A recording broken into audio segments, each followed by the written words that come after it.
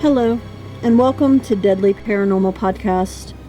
I'm your host, Tony Cotton-Gim. In this podcast, I am going to be talking about the paranormal, ghosts, legends, folklore, and supernatural creatures. So, sit back, relax, and enjoy the show, and thank you for listening. In today's story, I want to tell you about 3 ghost stories from the Smoky Mountains. Story 1, Lucy of Roaring Fork. The Roaring Fork Motor Trail is a 5.5-mile scenic drive through the Smoky Mountains. According to one of the most told Smoky Mountain ghost stories, is that a local spirit may haunt this popular drive.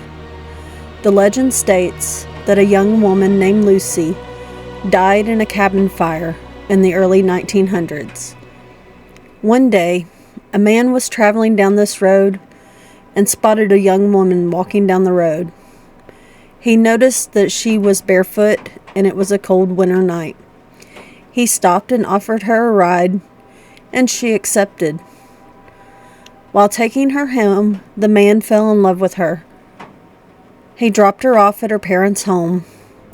The next day, the man could not stop thinking about Lucy, so he had decided to return to her parents' house. When he got there, he had decided to ask for her hand in marriage. Her parents informed him that Lucy had tragically died not long ago in a horrible fire. The man was dumbfounded and said, "There's no way.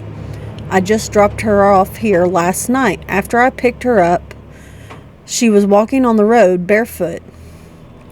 Lucy's parents apologized and told him he must be mistaken. According to legend, Lucy still wanders barefoot along the road where her cabin burnt down, looking for a ride to her parents' home. So would you be willing to take this road at night and offer Lucy a ride home? Let me know. Story 2. Greenbrier Lodge. In this story, I'm going to be telling you about a woman named Lydia. Lydia was a former resident of the Greenbrier Lodge. She was engaged to be married to a handsome young man who lived in town. On her wedding day, Lydia dressed in her long white wedding dress and went into town to meet her lover at the church. Several hours later, it had become apparent that Lydia had been left at the altar. So she returned to the lodge heartbroken. When she got there, she climbed the stairs to the second landing, threw a rope over the rafter, and hung herself.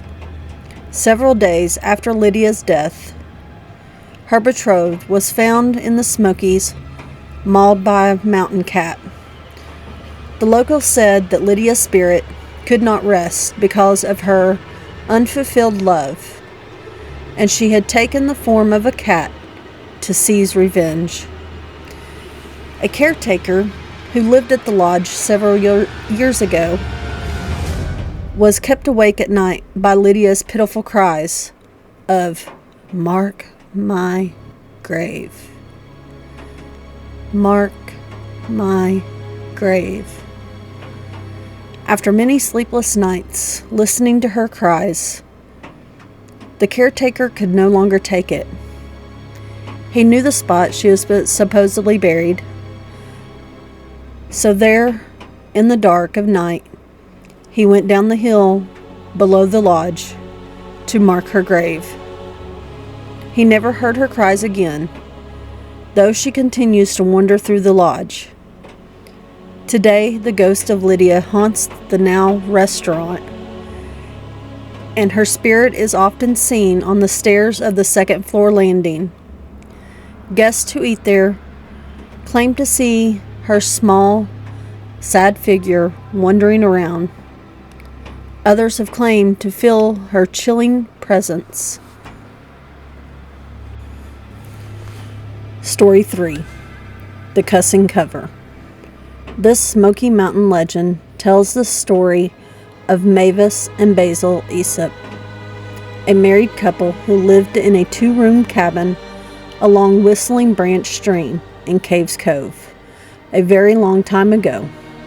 Mavis was born during a thunderstorm and had a persistent fear of being struck by lightning, and thought for sure that would be the way that she would pass. She never stayed out in the rain and banished metal beds from the family home. This would not be the case. Mavis loved to sew, but wouldn't use her quilting needles during a thunderstorm.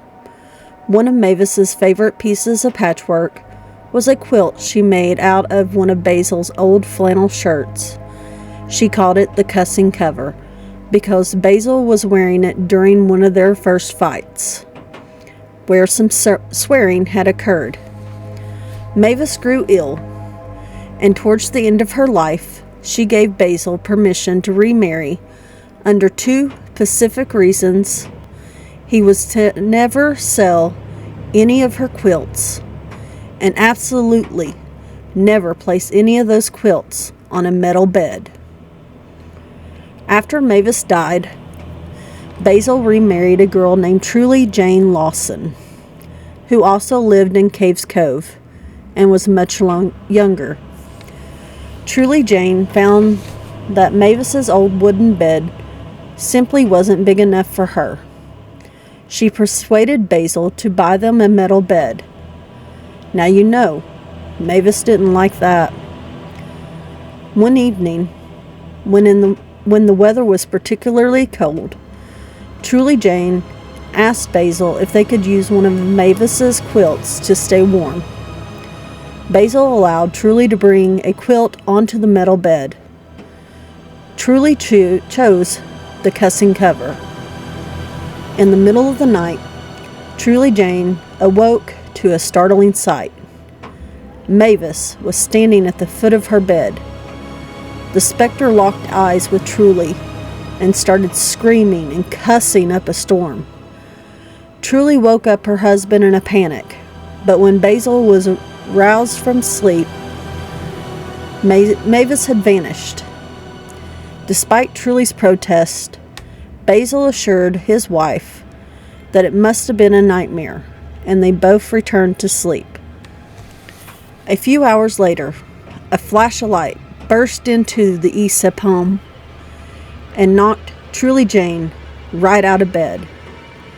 When the smoke cleared, she found Basil was lying on the floor, burnt to a crisp, where the metal bed had once stood. The rest of the cabin remained untouched, and the Cussing Cover was in pristine condition. There hadn't been any thunderstorms in Caves Cove that night. Just the stray bolt of lightning that ended Basil Aesop's life. After Basil's death, Truly Jane did not want anything to do with Mavis's quilt. She gave one of them to the Aesop's daughter, who in turn sold them to a collector. The Cussing Cover is still out there, possibly for sale in a shop around the Smokies. Make sure you ask the story about any quilt you buy, because you don't want to end up buying the Cussing Cover. Or do you? Thank you for listening to these 3 stories. Let me know what you thought about them in the comments below, and join me for the next story. Have a good night.